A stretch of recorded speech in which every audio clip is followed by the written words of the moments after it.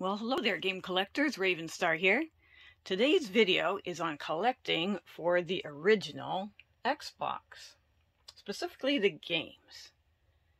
Now, Xbox has been in the news a whole lot this week because 20 years ago, on November 15th, is when here in the US the original system was released. That's when I got mine back in the day, and I've been collecting for it ever since. I still have it in the collection. Here's a quick overview of some of my games. I have about 467 right now.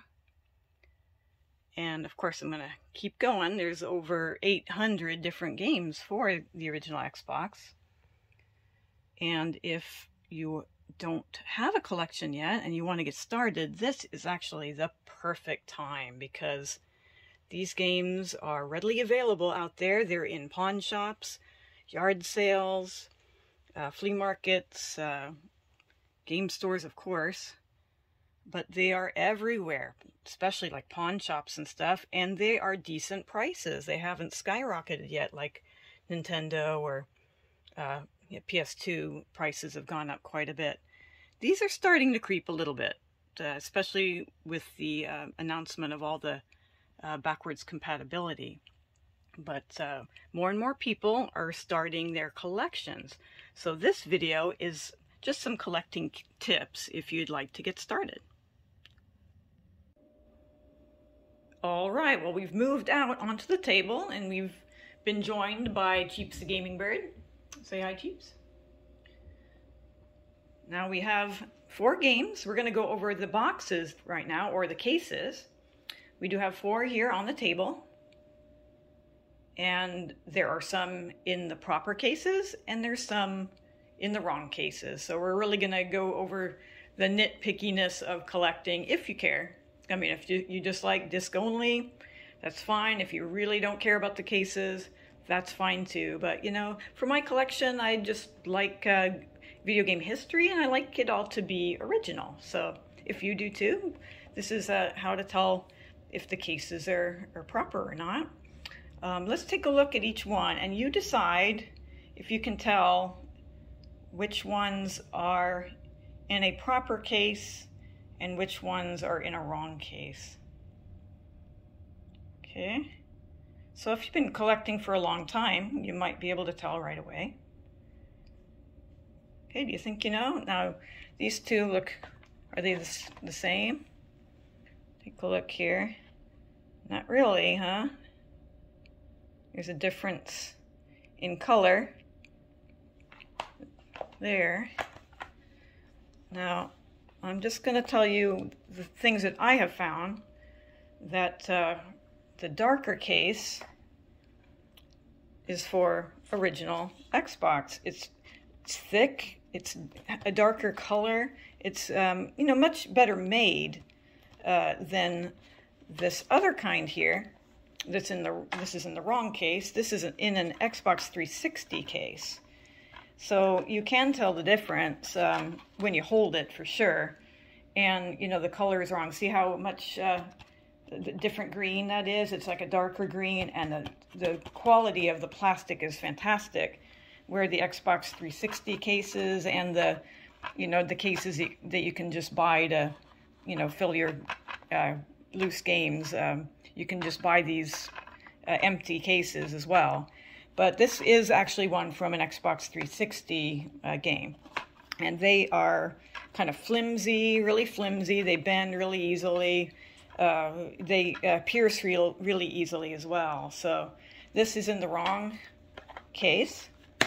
This one, it's just a duplicate. So what I do is when I get duplicates, I keep the case for any that are in the wrong case, if you know what I mean, and switch them out so that I have the original cases.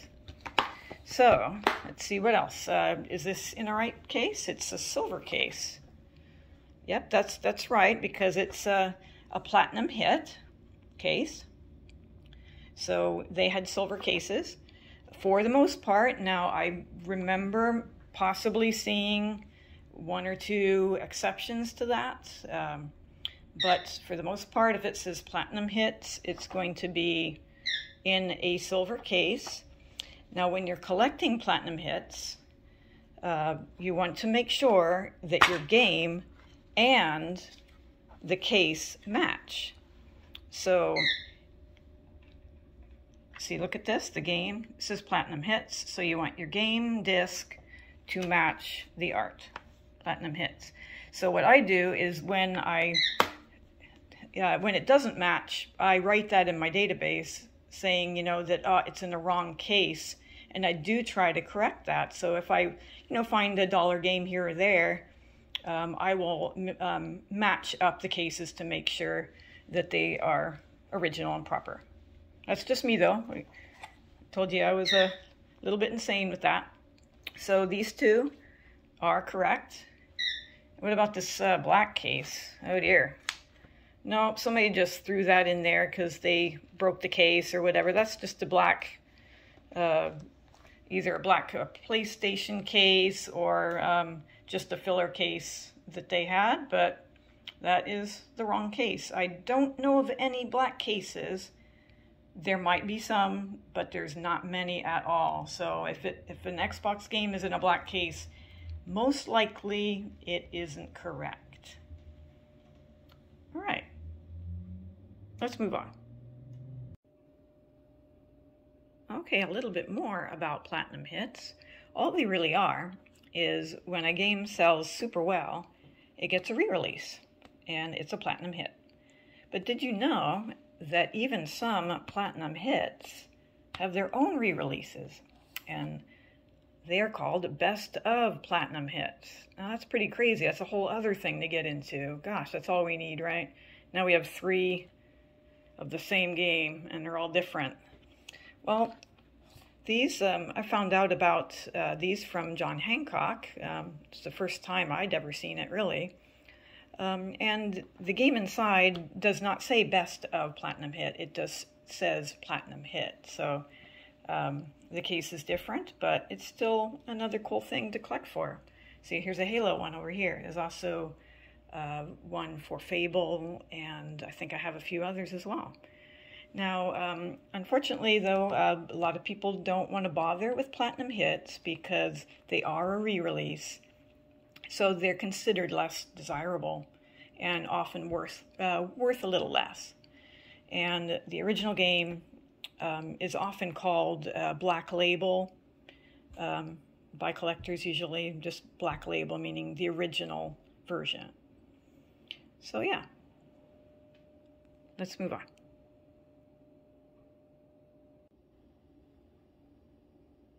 Okay, and to continue on with the variations, you can see how it can get crazy.